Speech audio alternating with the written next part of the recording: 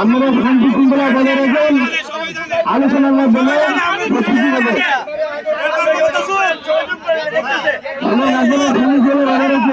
আলোচনা হচ্ছে স্যার আমি এলাকার লোকাল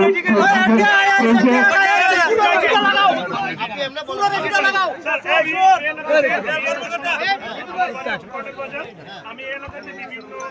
রেল কর্মকর্তা বলে কোন চুর আইছে জানো তো আজকে সেই সময় এই মাঠে আসছি এবং আপনি যেহেতু আসছেন এখানে উপস্থিত আছেন এবং এই গ্রামে প্রায় 8টা গ্রামের বাসিন্দা 8টা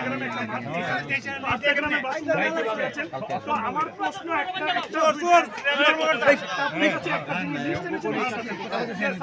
উনি যে লিস্ট এনেছেন যে টাকা খরচ করে বলেছেন লিস্ট এনেছেন সেটা একটা বিবেচনার বিষয়।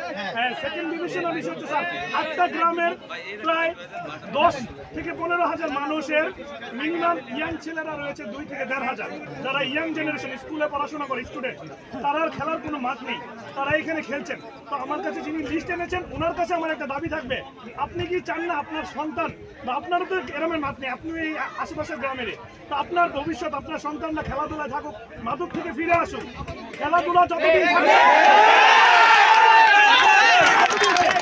আমার ওনার কাছে আমার একটা দাবি আমরা আপনার কাছে দাবি জানাচ্ছি